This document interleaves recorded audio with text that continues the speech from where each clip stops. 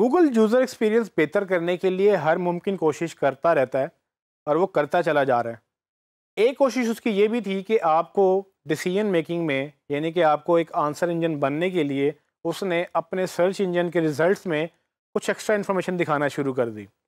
वो extra information अभी मैं आपको दिखाता हूँ कि किस किस तरह की थी। उनमें अक्सर आपको स्टार्स नज़र आते होंगे, अक्सर आपको एक्स्ट्रा प्राइसेस नज़र आती होंगी और बेशुमार चीज़ें आपको नज़र आई होंगी। वो extra information basically rich snippets कहलाती हैं।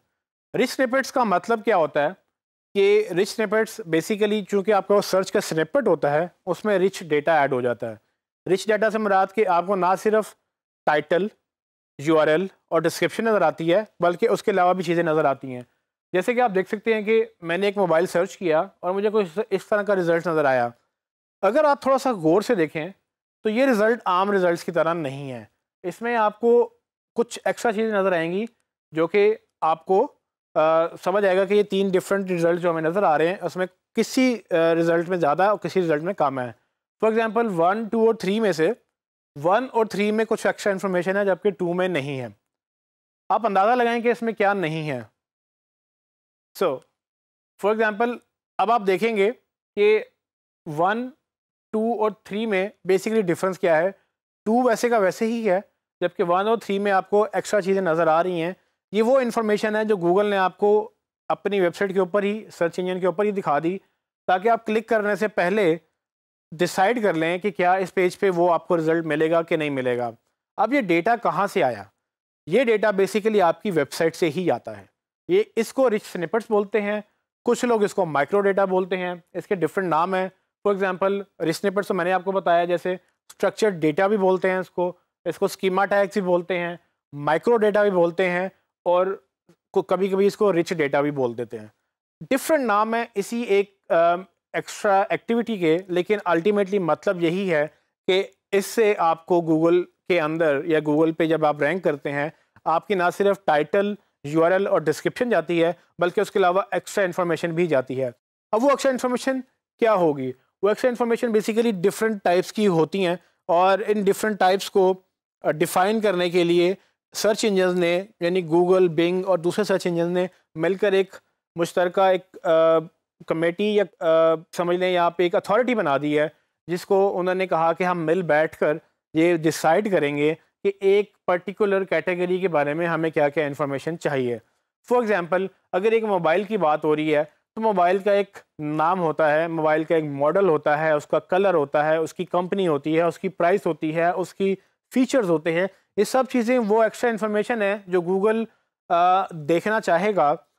अभी फ़िलहाल सर्च इंजन तो गूगल को ये प्रॉब्लम होती है कि जब वो नाम पढ़ते हैं सैमसंग या हुआवे या कोई भी और कंपनी, उनको नहीं पता कि ये कंपनी है, उनको नहीं पता कि इस गैलेक्सी S9 एक मोबाइल है। तो एक्स्ट्रा इन्फॉर्मेशन के लिए उनको एक्स्ट्रा कोडिंग चाहिए होती है। इसको वो बोलते हैं स्कीमा टैग्स। तो schema.org एक ऐसी वेबसाइट है जो बेसिकली सब पूरी दुनिया में जितना भी रिच स्निपेट या रिच डेटा की बात होती है वो schema.data या schema.org के ऊपर बेसिकली डिसाइड होती है। तो ये वो नॉन प्रॉफिट ऑर्गेनाइजेशन है जो सिर्फ इसी चीज़ पे काम करती है कि कौन सी नई इन्फॉर्मेशन आएगी, उसका स्टैंडर्ड क्या होगा। इस स्टैंडर्ड को बनाने से फ़ायदा क्या होता है कि पूरी दुनिया में जिस तरह से HTML एक ही है, HTML लैंग्वेज आप पाकिस्तान में लिखें, आप किसी और मुल्क में लिखें, आपके रूल्स HTML लैंग्वेज के चेंज नहीं होंगे। इसी तरह से स्कीमा के भी अपने रूल्स हैं, स्कीमा के भी अपने मार्कअप है। जिस तरह से HTML है उस तरह से स्कीमा की लैंग्वेज भी है और जब कोई भी दुनिया में लिखे तो वो डिफरेंट नहीं होने चाहिए। इसीलिए उन्होंने एक सेंट्रल अथॉरिटी बनाई जिसमें गूगल या दूसरे सर्च इंजन ने मिलकर एक डिसाइड किया कि हम ये चीज़ें ऐसे रीड करेंगे। मैं आपको अभी एग्जांपल दे देता हूँ, लेकिन आपको ये अंडरस्टैंड करना है कि स्कीमा बहुत वसी है और इस कदर इसमें चीज़ें ऐड हो चुकी हैं और इस कदर ऐड होती जा रही हैं कि आप ऑलमोस्ट हर चीज़ की इंफॉर्मेशन आपको वहाँ मिल जाएगी। बहुत सारी टाइप्स हैं। आप स्कीमा की वेबसाइट पर जाएंगे तो आप यहाँ पर उसकी स्कीमा के पेज के ऊपर जाके लिस्ट निकाल सकते हैं।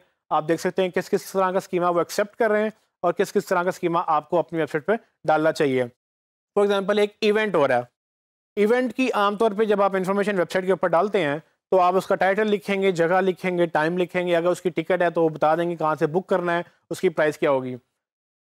आपका कोड कुछ इस तरह से होगा। ये आप एग्जांपल देख रहे हैं कि इसमें बेसिकली एक टाइटल, एक इवेंट की बात हो रही है जिसका कोड लिखा हुआ है जो कि आम HTML लैंग्वेज में ऐसे लिखा जाता है और हमने HTML पहले थोड़ी सी डिस्कस भी कर ली है। लेकिन अगर इसको मुझे गूगल को बताना है कि भाई ये एक इवेंट है और इस इवेंट का एक नाम है और वो इवेंट एक जगह पे हो रहा है, उसके एक दिन पे हो रहा है, एक टाइम पे हो रहा है, उसकी एक टिकट है, उसकी एक प्राइस है, उस टिकट का एक URL है, ये सारी की सारी चीज़ें जो है ना, ये एक्स्ट्रा इन्फॉर्मेशन है जो गूगल कहता है आप मुझे दें। ये गूगल खुद से आइडेंटिफाई नहीं कर सकता। ये आपको अपनी वेबसाइट में ये सारे टैग्स डालने होते हैं ताकि गूगल जब इसको रीड करे तो वो देख ले कि हाँ भाई ये तो एक्चुअली एक इवेंट की बात हो रही है और इस इवेंट का एक टाइटल भी है, उसकी एक डेडलाइन भी है, इसका इवेंट का एक स्टार्टिंग टाइम होगा, एक एंडिंग टाइम होगा, एक बुकिंग लोकेशन होगी, वगैरह वगैरह। सो ये कोड चेंज कैसे होगा? जब ये कोड स्कीमा टैग्स में ऐड होगा तो कुछ इस तरह से नज़र आएगा। अब आप ये देखें कि किस तरह इसमें इंफॉर्मेशन ऐड हो गई है, लेकिन इसमें घबराने की ज़रूरत नहीं है। ये आपको लग रहा है कि ये बहुत ज़्यादा है, ये असल में सेम इंफॉर्मेशन है और सिर्फ इसको प्रॉपर फॉर्मेट में लिख दिया गया है कि अब जब सर्च इंजन इसको क्रॉल करेगा वो देख लेगा कि भाई इसका टाइटल क्या है, इसका ऑर्गेनाइज़र कौन है, ये कहाँ पर हो रही है, ये सब चीज़ें गूगल रीड कर सकेगा और जब आप सर्च करेंगे गूगल में तो आपको एक्स्ट्रा इन्फॉर्मेशन दिखाएगा। तो फॉर एग्जांपल मैंने हाईलाइट किया है कि कौन कौन सी चीज़ें एक्चुअली में वो इवेंट वाली इन्फॉर्मेशन वहीं की वहीं है, जो ये आपको हाईलाइटेड इन्फॉर्मेशन नज़र आ रही है। यही इवेंट की इन्फॉर्मेशन पहले भी हमें नज़र आ रही थी, लेकिन अब यही इवेंट की इन्फॉर्मेशन हमें प्रॉपर्ली ऑर्गेनाइज फॉर्म में नज़र आ रही है, जो कि गूगल जब रीड करेगा इसको तो वो बेहतर तरीके से रीड कर सकेगा और आइडेंटिफाई करेगा। और जब सर्च इंजन पे कोई सर्च करेगा इवेंट के बारे में और आपकी वेबसाइट पे इन्फॉर्मेशन पड़ी हुई होगी और आपका पेज अगर रैंक कर रहा होगा तो गूगल वहाँ पर सर्च इंजन के ऊपर ही उनको बता देगा कि भाई इस इवेंट की डेडलाइन ये है, इस इवेंट की टिकट अगर आपने बुक करानी है तो यहाँ से होगी, इसकी प्राइस ये है और इसके ऊपर स्पीकर कौन है, इसका वेन्यू क्या है और वगैरह वगैरह, जितनी भी इवेंट से इन्फॉर्मेशन ताल्लुक़ रखती होंगी। एक और एग्जांपल है, फॉर एग्जांपल जब हम नाम लिखते हैं, लेट्स सपोज मैं अपना नाम लिखता हूँ अपनी वेबसाइट के ऊपर, मेरा नाम है उस्मान लतीफ़। उस्मान लतीफ़ कौन है? गूगल के लिए उस्मान और लतीफ़ ये बेसिकली दो लफ्ज़ हैं इंग्लिश के और जिन पे अल्फ़ाबेट्स लिखे हुए हैं। गूगल को नहीं पता कि उस्मान लतीफ़ एक पर्सन है, उस पर्सन की एक आइडेंटिटी है, उसकी एक जॉब है, उसकी एक कंपनी है, उसका एक जेंडर है, उसकी एक हाइट होगी, एज होगी, वगैरह वगैरह। ये सारी चीज़ें इंसान से जुड़ी हुई होती हैं और आप अक्सर वेबसाइट पे देखते हैं कि लोगों ने अपने डायरेक्टर्स की तस्वीरें लगाई होती हैं, अपने मैनेजर्स की तस्वीरें लगाई होती हैं, डेवलपर्स हो गए, मार्केटर्स हो गए, CEO हो गया, इन सब की इन्फॉर्मेशन लगी हुई होती है। गूगल के लिए वो सब इन्फॉर्मेशन बेकार है। बेकार इस तरह से कि गूगल को ये तो पता है ये टेक्स्ट है, लेकिन ये नहीं पता कि ये टेक्स्ट एक बंदा भी है और अगर कोई लिखे उस्मान लतीफ़ गूगल पे तो उसकी तस्वीर मैंने दिखानी है और तस्वीर दिखाने के लिए गूगल को कहीं से तस्वीर चाहिए भी। तो ये सारी चीज़ें गूगल को जब तक हम इन रिच स्निपेट के तहत नहीं देंगे गूगल हासिल नहीं कर सकेगा। तो ये एक एग्जांपल है कि एक सेंटेंस लिखा हुआ है जिसमें दो बंदों की बात हो रही है।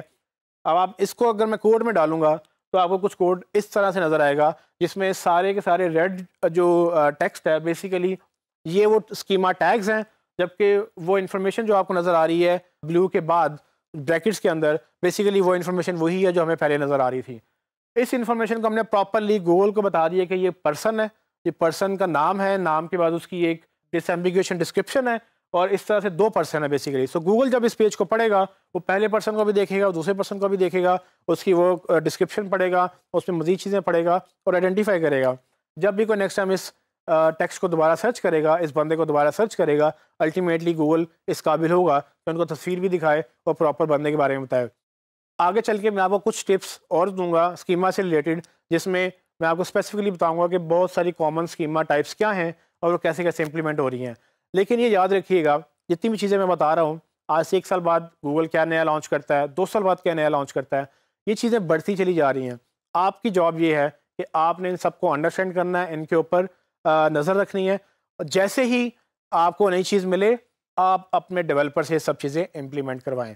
इसको देख के घबराना नहीं है कि भाई ये मैं कैसे करूँगा, आपने नहीं करना, आपने डेवलपर से करवाना है और आपने क्लाइंट को समझाना है कि भाई ये रिस्पॉन्सिबिलिटी SEO की नहीं है। और अच्छे क्लाइंट ये समझते हैं बात, अच्छे क्लाइंट्स को पता है कि डेवलपमेंट चाहिए SEO के लिए।